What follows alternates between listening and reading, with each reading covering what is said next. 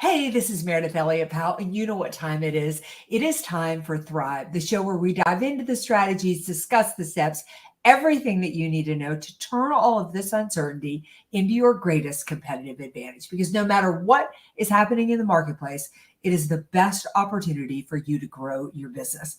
And we have a really special guest here today. We have Sheryl Glenn, who basically, I didn't realize her new book. I knew she had a new book, but it is coming out today. Is that right, Sheryl? It is. It is officially live. All right, fantastic. Well, we're going to start the show. Today, we're going to talk about resilience, everything that you need to know to make a comeback, get through your biggest obstacles, create opportunity, even in the face of your greatest challenges. I'm going to start the video. We'll start the show. We have so much to talk about, so get ready.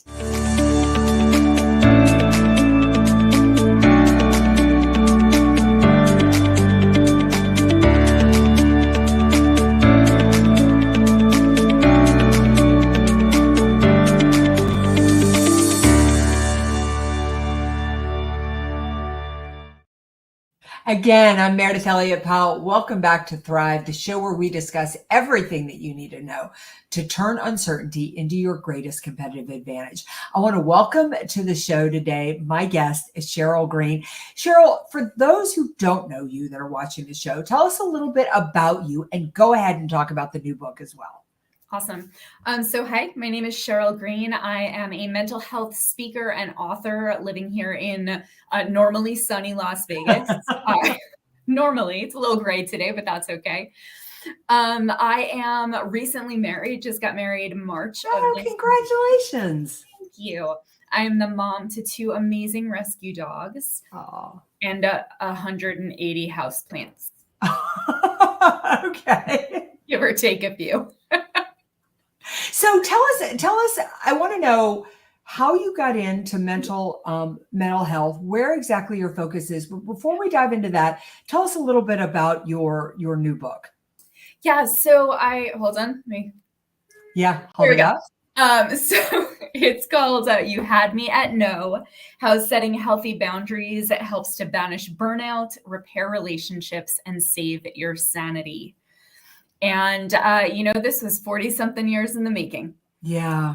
About 2 years ago, I hit a metaphorical brick wall and I almost hit a physical one. And realized that something major in my life had to give. I was working 18 hours a day. I was doing for absolutely everyone. I wasn't taking care of myself and I lost it. I just plain lost it. Turned out that the problem I had been experiencing my entire life was I had really unhealthy boundaries. I didn't know how to say no to people. I didn't know how to voice my opinion and talk about what I needed and what my priorities were. And I was living for everybody else. Okay, so where and when, I mean, this is such a common problem, right? I mean, when I first learned about boundaries, I remember thinking, I learned about boundaries because I was in I was in Al-Anon because my first husband, most of my family have a lot of alcoholics in my family.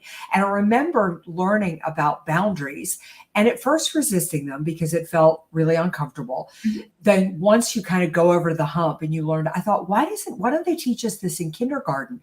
Where does this come from? Like, why don't we know how to set boundaries? Yeah, so it's our childhoods. I mean, I hate to blame everything on our parents, but they're easy scapegoats. But really, if you've never been taught that you have the right to speak your mind, that you have the right to tell people when you are uncomfortable or when something they're doing is really not okay, if you've never been taught that, you don't even know it's a thing. Right. I kind of compare this to growing up in outer space and, your first look at gravity and you're like, well, what is this? I don't understand because you've never been exposed to it.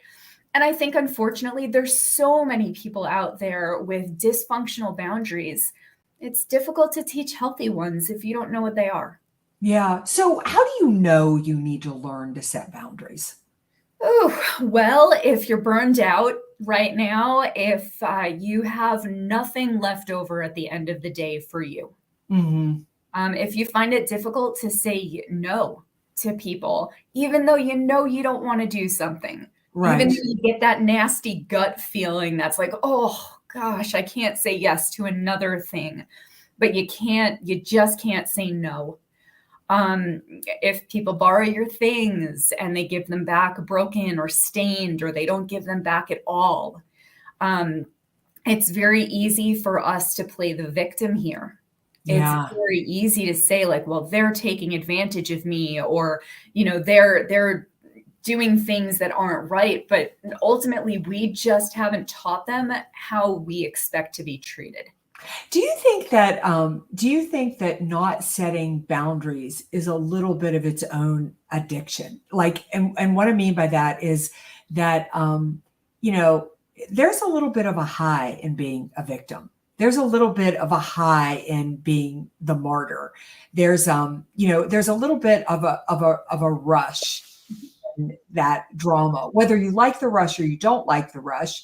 I think it's sort of the same way, like an alcoholic probably doesn't love being drunk, but you're so addicted to that high. Do you think there's any of that there? I think there's a lot of comfort in it. It's what we know. It's scary to step out of our comfort zones. And people pleasing absolutely is an addiction. Yeah. When you feel the need to make everyone around you happy at the expense of yourself, like, yeah, that's an addiction. And this is a slightly weird way of looking at it, but part of my background is in anthropology. And, Oh, we okay. learned about this like tribal mentality. And ultimately, we people please because we're afraid of being eaten. We're afraid Mm. of being cast out of the tribe. And that's the worst possible thing that can happen, because then, a passing wildebeest could take you out. Nobody's Yeah. got your back. And we equate that with, if I make people happy, if I do what they want, I will be safe. Right. And unfortunately, it doesn't work out that way. And it just kind of gets ugly from there. Yeah. Yeah, absolutely. So you said that this book was 40 years in the making, and you've written other Yeah. books. So what propelled this one? Like, why now? So there were two kind of instances. The first one was about 2 years ago. I was driving down the road, and like I said, 18 hours a day. I was working full time for an animal rescue. I'm a huge animal advocate. I was running my own business because you don't make a lot of money in nonprofits, and I couldn't deal with life anymore. Mhm. That's the easiest way to put it. I was driving down the road. I started seeing the oncoming headlights, and I thought, if I just cross this median, You it'll could all be be out of over. it. Yeah. And scared the heck out of me, obviously. Pulled off the road, but it still took another, I'm gonna say, 9 months of saying yes to everything. Yeah. And I actually agreed to be president of our local NSA chapter. Great.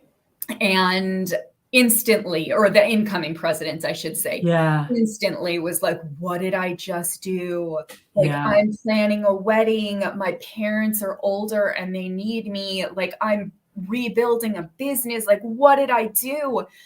And that was kind of the impetus. That was the realizing, like, I said yes because I didn't want to let people down. Down.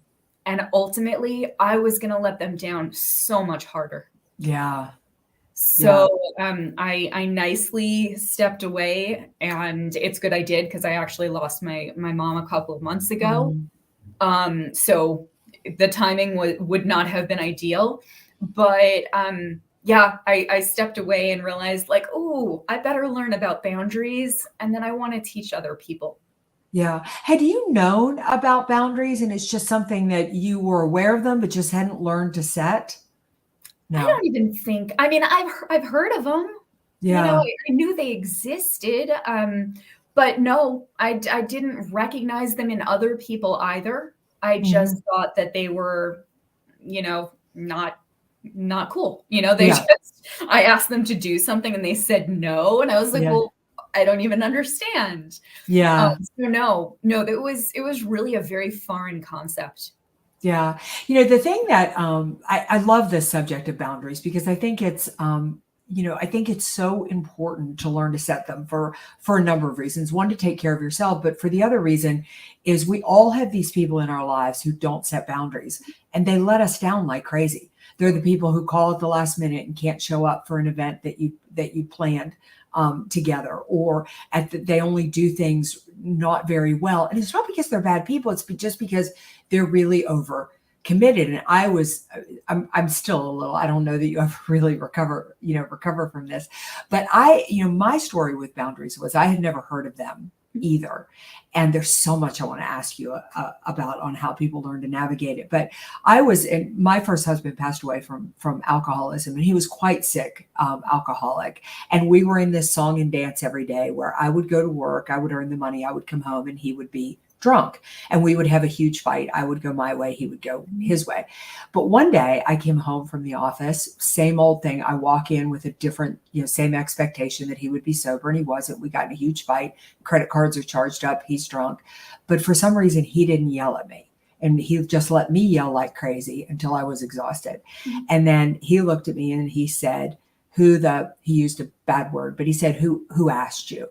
And it was like a light bulb went off in my head. And I thought, who did ask me to support the family, to pay all the bills, to go to work every day? And even if he did beg me to do it, I still was making the choice. I didn't have to do it. And it was, I always, I rarely talk about that part of my life, but I always, when I do, I say to people, I thought I was saving his life. And ironically, he ended up saving mine. And that's when I went to Al-Anon. And that's when I found out about boundaries, and that I could no longer blame him for the mess my life was. I was making those choices every day. So I want to talk a moment about, because that switch, I think, is hard from being the martyr to realizing that your life's a mess because it's your fault. It's a mess. Now, I found that really empowering because once something was my fault, I could fix it. It wasn't everybody else's fault. But I'm curious your take on that. Yeah. So it's funny because when I was going through a divorce, God, we're like 15 years out of it now. Yeah. And I remember reading every self-help book I could get my hands on. And one of them talked about victimhood. And it said, the moment that you decide you're not a victim is the moment that you get that power. Because if things are happening to you, you can't control that. Right. But if you're making and allowing things to happen, now the ball's in your court. Right. And I horribly paraphrased that. I don't even remember what book it came out of. Yeah. But I know it really stuck with me because I did have a traumatic divorce, and it was something that happened to me. But I had to look back further and say, like, well, why did I end up with this guy? Exactly. So I think that's really it. It's that acceptance. And it is, like we said, it's so easy to be the victim. It's just simple, like, oh yeah, well, the world's happening to me. It's also on some levels, I think, a little fun. Like, it's far more fun to call you on the phone and complain about my life than actually go out there and have to fix it. Oh yeah. Way less energy. I mean, I'd much rather go out and have a glass of wine with you and talk about how awful things are, than actually go out and fix it, because that's where the hard part is, right? Yeah. Yeah. So how did you start down the road? So there you are. I mean, that's kind of, we make change when pain becomes bad enough, right? And obviously the pain was bad enough. But let me tell you, I don't think setting boundaries was probably easy. So what did you do and how did you get started? So it starts way beyond the last 2 years. I went to school. I have a master's in forensic psychology, and people joke around that you go into psychology to figure out what's wrong with you. Yeah.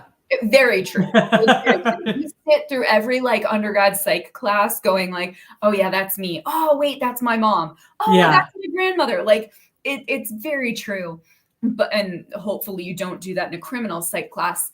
But I I've always been really into personal development. I've seen therapists on and off my entire life. Like it's I'm a big believer in just constantly growing and constantly learning. And no, it is not an easy thing to just wake up one day and be like, I have boundaries now. And I actually, the first book that I read, I don't have it over here, but it's called Boundary Boss. And that was my like wake up call of, okay, this is a thing. And this is something that I'm going to have to like really dig deep into my past to figure out why I don't have healthy boundaries and how do I get to them. And that kind of kicked off my journey. And it's funny because she recommends in the book, she goes, do not walk up to the people in your life and tell them like, I'm getting boundaries now. It does not end well. And I did not listen to that advice. Oh. And I went to my parents, who I love very, very much. Yeah. And you know, they did need me a lot more. And I was like, well, I'm getting boundaries and, you know, I'm going to work on this. And, you know, my stepmom said, like, does that mean you're not going to do anything for us anymore? And I was like, oh, okay. So, you know, but I really had to, it's practicing. It's constant practice. And a lot of the work I like to say is done in the rearview mirror. Because it's looking back at a situation, you know, something happens, someone asks you to do something and you say yes, and instantly the regret comes. And maybe you do it half-assed, maybe, you know, you let them down, however it works. But looking at that and saying like, okay, I was given a choice and I'm not happy with the choice that I made. And how could I do this differently in the future? And how do I recognize that feeling within myself that something hasn't, you know, something's awry? And the next time that you're presented with that situation, it's not to beat yourself up, but the next time that something happens like that, you have that little bell in your head that goes like, oh, we've been here before. Right. Maybe it wasn't the exact same thing, but we've been here before. And we have the opportunity to do this differently now. Mm-hmm. So that's been most of my journey. You know, you mentioned something that I think is interesting and hard for people to navigate when they learn to set boundaries. I had a lot of people that I loved in my life, and when I set boundaries, that made them really uncomfortable. And so, you know, people will tell you to do the things that you need to take care of yourself until it interrupts their patterns. Right. Yeah. And one of which, my mother's passed now. I mean, I adored my mother, what a rock in my life, but she struggled with my boundaries, shifting a lot. And I think that's difficult, especially when it's a loved one, a family member, a spouse or a significant other, or things like that. How do you help people navigate those challenges? That's an interesting way to phrase that. So the first thing I would say is it's not actually your responsibility. Yeah. We have all been led to believe that we have control over other people's emotions. Mm-hmm. We make them angry, we make them happy, we make them sad with whatever our behavior or whatever our words are. But in reality, the only one that has the responsibility and the control over us is us. Right. So I wouldn't necessarily put the responsibility on someone to make somebody else comfortable with their boundaries. I would say communicating clearly is probably the most important thing. We often think that we have not made our case, but that we've stated what we need to state clearly and concisely, and really we're all over the place, and the other person is just kind of staring at us, you know, with the dog look. So I think being clear about it is the most important thing. I think the second thing is accepting that what you're doing, how you're changing may trigger somebody else, and they may choose to be upset about it. Yeah. Like put that as well as I can. And realizing you ultimately do not have control over that. Mm-hmm. You really don't. It's a matter of sitting there and accepting and being like, I see that you are upset, and I'm going to sit here and allow that to happen, rather than kind of like kowtowing to those uncomfortable feelings. Just kidding. I'll do it for you. I'll do it for you. Right. So Right. I would say those are probably the two things. And that third one, which nobody likes to hear, not everybody is going to be okay with your Yeah. new boundaries. And some people are going to drop out of your life. And that's actually a good thing. Yeah, yeah, exactly. I think that's sometimes too with some people it just takes a little bit of time and they'll come, Yeah. they'll come back to you. So what can people find in the book? I mean, so this book has been 40 years in the making. You obviously read a lot of other books about boundaries, but what is it that you wanted to say and what did you want to put in there that you thought would be valuable to people? So we've probably all heard that adage that no is a complete sentence. Yes. And I think that's lovely. But until you believe that you have the right to say no, it's useless. And that was one of the big things that I wanted to express throughout this book, was giving people permission to express their needs, to say no, to say, hey, I'm feeling really uncomfortable with the way that you're talking to me or touching me or whatever it may be. Giving people permission to do that. That was a big thing. And, looking at those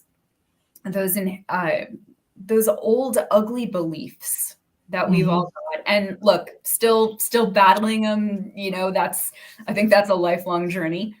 But what are you holding on to, and how is it making your decisions right now? And in the book, I likened it to an 8-year-old is driving your life right now. Yeah. If you wouldn't give an 8-year-old your keys, maybe don't let an 8-year-old mind and an 8-year-old heart make your decisions. Yeah. Yeah. So those were some of them. I talked about, let's see. I talked about how to make decisions, how to stop the yes vomit. Sorry for the graphicness there, but we get posed these questions, these opportunities, these requests for help, and we can't help the yes but come flying out of our mouth. And I talk a lot about how to stop that yes. And look, if ultimately you decide you want to do something, it helps further your goals. You want to do it out of love and not fear. Like, there's so many reasons that you could want to do something. But if you don't want to, like, it's okay to say no. Yeah. Right. And get, again, that permission. Like, it's okay to say no, and it's okay to take the time to think about it and figure out what is the next move. Like, what is your answer that's not just guided by, the yes vomit. Yeah. I also think that, when it comes to boundaries, not to worry about perfection. Sometimes I'm really good at it. Sometimes I still say yes to people just because I want them to get off the phone, or I need to, I find myself after all these years, but I always know that I've crossed a boundary when I wind up angry about what I said yes to do. Yep. And I'm in it. And I fall back into my old pattern of wanting to blame the other person when the truth is I'm in the position I'm in, because of that. Well, it's hard to believe, but we are just about to the end of our time. So tell us, I like to end with 2 questions. One is super easy. I mean, obviously, how do people find out more about you? How do they find out more about the book? But what is your biggest piece of advice to people out there? I mean, we are living in some of the most uncertain times. I mean, I think half the reason we say yes to things is out of fear. I might miss an opportunity, or, I might, this could, I can't lose that connection, as you said, type of a thing. Where do people start? What do they need to do? And how do they find out about you? So I'll start with the easy one first. Yeah. You can find me at youhadmeatno.com, or at SherylGreenspeaks.com. Both of them will get you to me. What's the one thing that I think people need to know to start? You know what? Actually, I just typed it this morning. The best time to start a boundary was 20 years ago, the next best time is today. Nice. Just because you haven't had healthy boundaries in the past doesn't mean you are stuck with a lifetime of resentment and exhaustion. Yeah. And, you know, I think what you're saying is so powerful too. Like, we don't have to set boundaries in every area of our life. We'll get there. Just start with one. Yeah. You know? Yeah. Start with one, and it can be a little one. Yeah. Okay. Yeah. It's, you know, they're muscles just like anything else, and you got to flex them. Absolutely. Well, Sheryl, you have been amazing. We'll make sure that your book, everything is all in the show notes. This is such an important topic. I mean, you know, even when I think about business as well, if I don't learn to set boundaries, I don't have time to focus on the things that I want to do in order to grow my business and help my people be successful. So I really want to thank you for joining us today. I want to thank you for discussing this important topic. And you, the audience, as always, you are amazing. Don't forget to join us right back here next week for another episode of Thrive, the show where we discuss everything that you need to know, soup to nuts, to turn uncertainty into your greatest competitive advantage. We will see you next week.